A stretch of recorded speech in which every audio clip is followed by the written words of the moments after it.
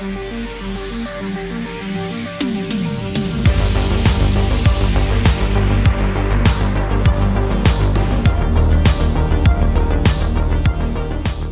name is Kathleen Kenealy. I'm a research engineer at Google DeepMind, and as was just mentioned, I'm the technical lead of the Gemma team.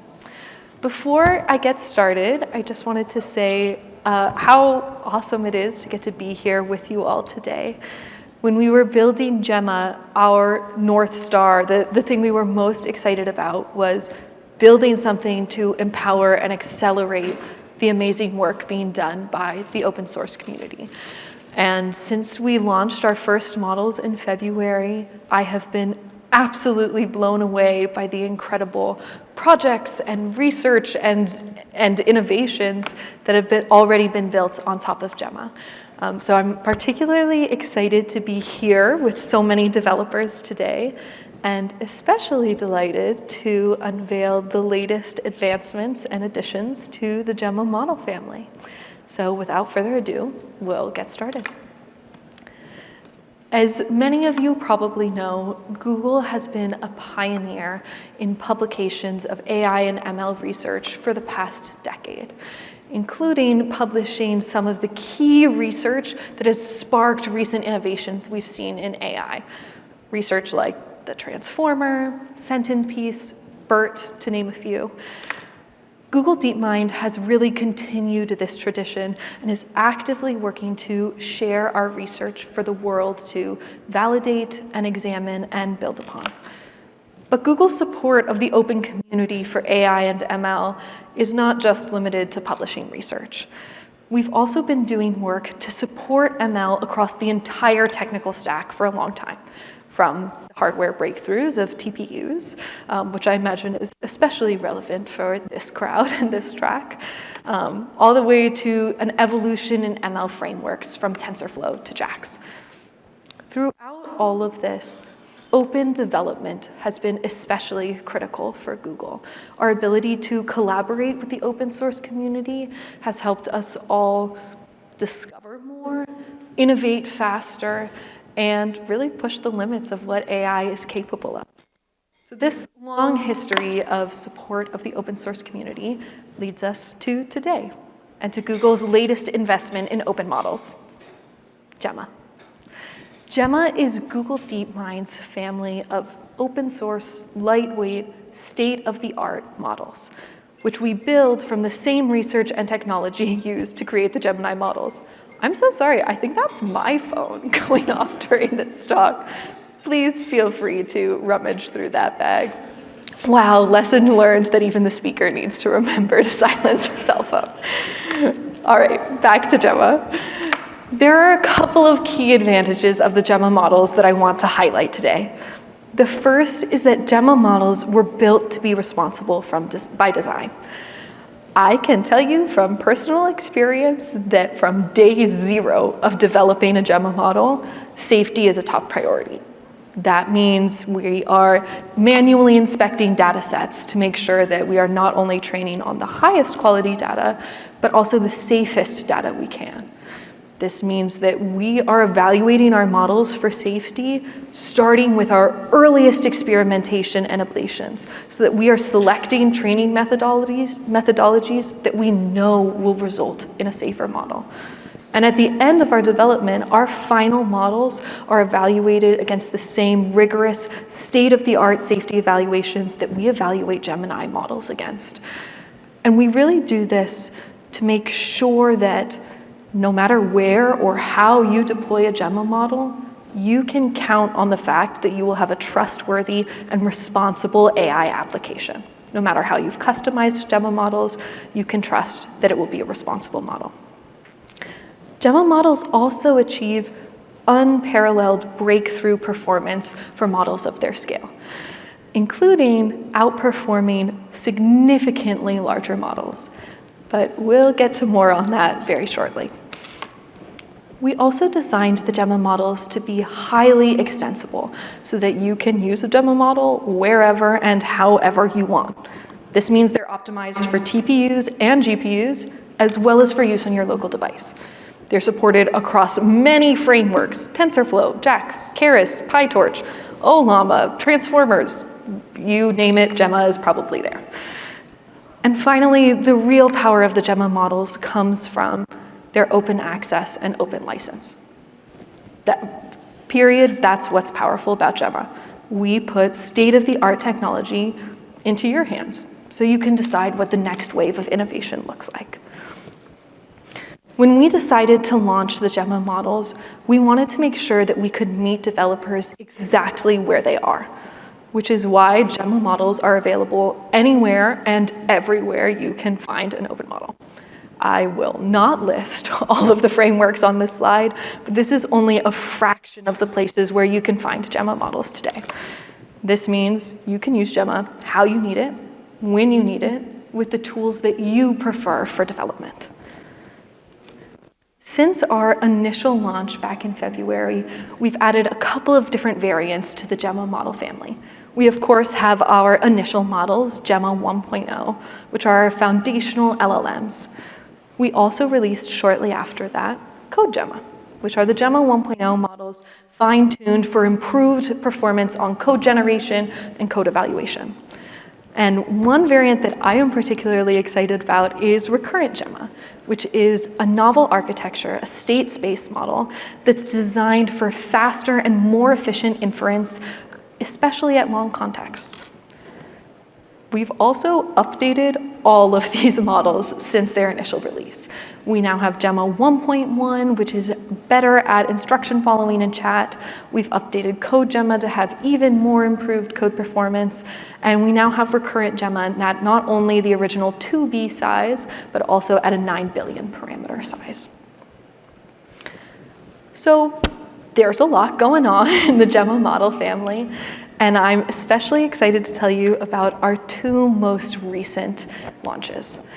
The first one is actually our most highly requested feature since day 0 of launch, and that was multimodality. So we launched PaliGemma. PaliGemma, oh, thank you, I appreciate it. This is why I love the open source community, truly the most passionate developers that there are. PaliGemma is a combination of the SIGLIP vision encoder combined with the Gemma 1.0 text decoder. This combination allows us to do a variety of image text sort of tasks and capabilities, including question answering, image and video captioning, object detection, and object segmentation. The model comes in a couple of different variants. It's currently only available at the 2B size, but we have pre-trained weights that are available that can be fine-tuned for specific tasks. We have a couple of different fine-tuned variants as well that are already targeted towards things like object detection and object segmentation.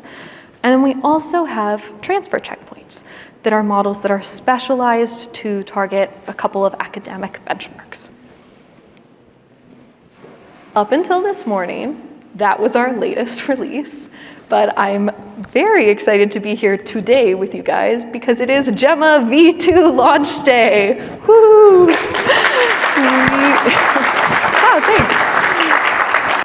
We have been working very hard on these models since Gemma 1.0 launch date. We tried to do as much as we could to gather feedback from the community to learn where the 1.0 and 1.1 models fell short and what we could do to make them better. And so we created Gemma 2. Gemma 2 comes in both a 9 billion parameter size and a 27 billion parameter size. Both models are, without a doubt, the most performant of their size. And both models also outperform models that are even 2 to 3 times larger than these base models. But Gemma 2 isn't just powerful. It's designed to easily integrate into the workflows that you already have existing. So Gemma 2 uses all of the same tools, all of the same frameworks as Gemma 1, which means if you've already started developing with Gemma 1, you can, with only a couple of lines of code, automatically switch to using the Gemma 2 models and have increased performance and more power behind your applications. We also have the same broad framework compatibility. Again, TensorFlow, JAX, Transformers, OLLAMA, all of the ones I previously named, we have them for Gemma 2 as well. We also have significantly improved documentation. We have more guides, more tutorials, so that we can coach you through how to get started not only with inference, but with advanced and efficient fine-tuning from day zero. And finally, we really wanted to target fine-tuning as one of the key capabilities of these models. We did extensive research into how our core modeling decisions impact users' ability to do downstream fine-tuning. So we believe these models are going to be incredibly easy to fine-tune, so you can customize them to whatever your use case may be. In addition, to make it especially easy to get started using Gemma 2 models, we have made the 27B model available in Google AI Studios.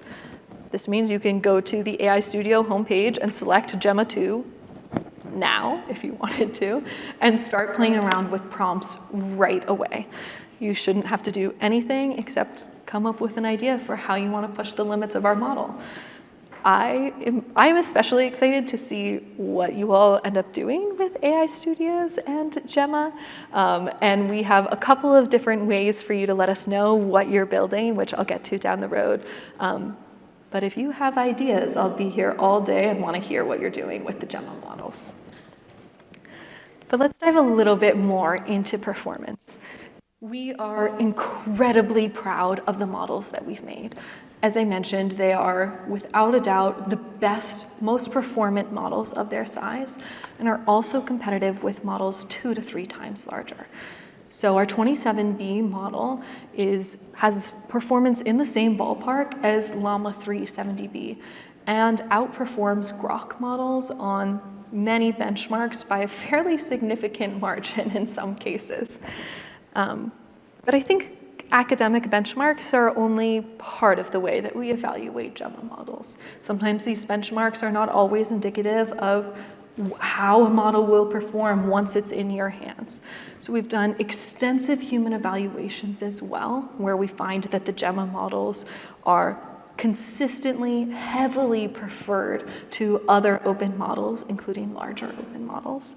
And I'm also proud to say that the Gemma 27B model is currently the #1 open model of its size, and it currently outranks Llama 3 70B, Nemotron 340B, Grok, Claude 3, many, many other models as well.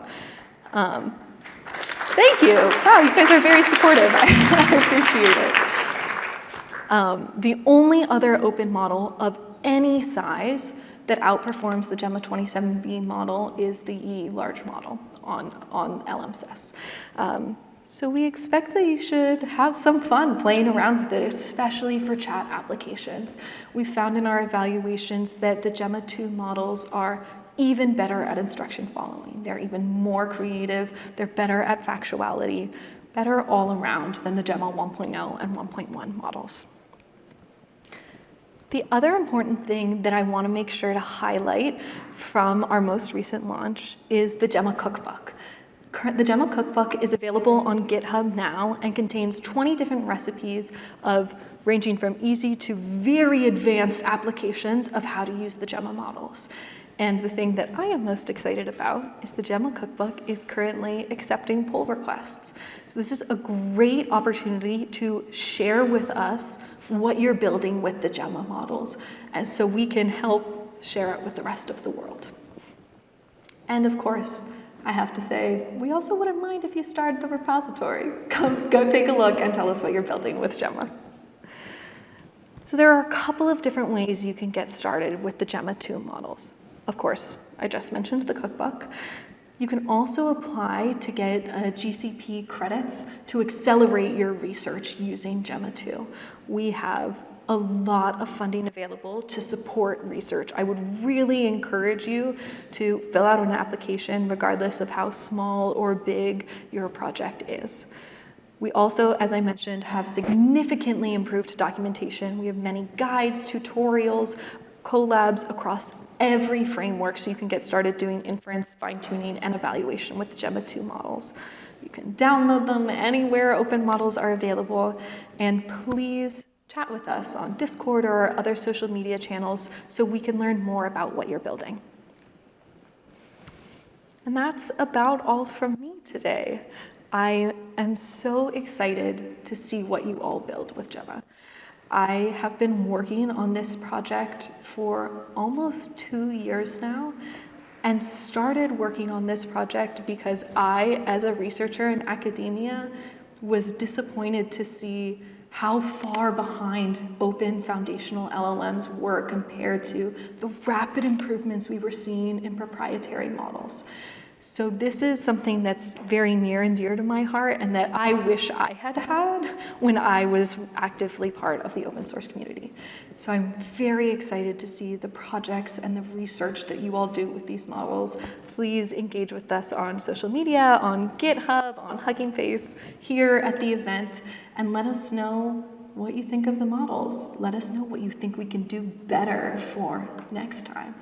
And thank you all very much. Really appreciate your time.